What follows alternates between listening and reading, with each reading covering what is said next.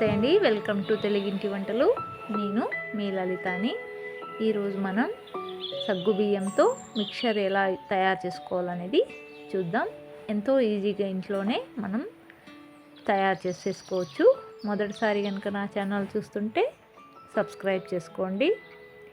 మనకు 10 to 15 మినిట్స్లో mixture అనేది రెడీ అయిపోతుంది. ముందుగా సగ్గుబియ్యం పెద్దవి తీసుకున్నాం, చిన్నవి కాదు ఇవి, పెద్దవి. వీటిని ఏమి మనం నానబెట్టుకునే అవసరం లేదు, ఇలాగే డైరెక్ట్గా ఫ్రై చేసేసుకోవడమే.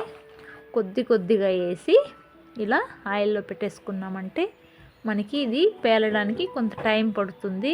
మనకి కలర్ చేంజ్ అవ్వదు, పేలడం సౌండ్ స్టార్ట్ అవుతుంది, అప్పుడు తెలుస్తుంది మనకి ఇవి పేలుతున్నట్టు.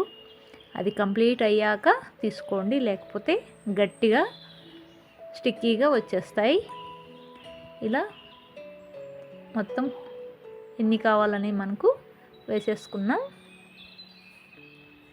ఇప్పుడు మొత్తం ఒక టిష్యూ పేపర్ పైన వేసుకున్నాం. ఆయిల్ ఏమైనా ఉంటే పోతుంది. అలాగే జీడిపప్పు మీకు ఆప్షన్, వేసుకోవస్తే చాలా బాగుంటుంది, వేసుకోకపోయినా పర్వాలేదు.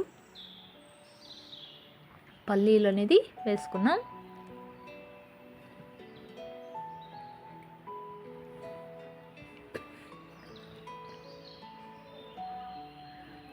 అదేవిధంగా వెల్లుల్లి చితక్కొట్టేసి వీటిని కూడా బ్రౌన్ కలర్ వచ్చేదాకా వేసుకున్నాం, ఫ్రై చేసి. ఇప్పుడు అదేవిధంగా అటుకులు అనేది వేసుకున్నాం. అటుకులు కూడా కొద్ది వేసుకుంటే మనకి టేస్ట్ చాలా బాగొస్తుంది.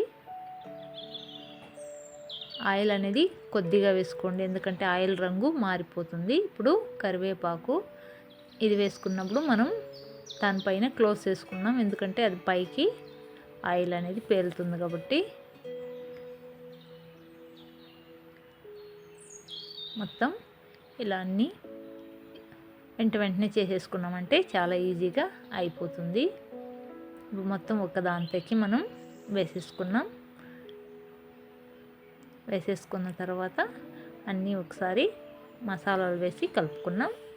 ఇప్పుడు ముందుగా కొద్దిగా పసుపు అనేది, పసుపు వచ్చి మీకు ఆప్షన్, వైట్గా ఉండాలనుకుంటే అవసరం లేదు.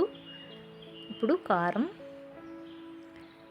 అదేవిధంగా సాల్టు, మీకు ఫ్లేవర్ నచ్చితే జీలకర్ర పొడి కూడా వేసుకొని మొత్తం ఇలా కలిసేటట్టు కలిపేసుకున్నాం. ఇది మనకి సగ్గుబియ్యం బాగా కరెక్ట్గా పేల్చుకుంటే మిక్చర్ అనేది చాలా రుచిగా ఉంటుంది. అది కొంచెం స్లోలో చేసుకోవాల్సి ఉంటుంది. మీకు నచ్చినట్లయితే లైక్ చేయండి. Thank you.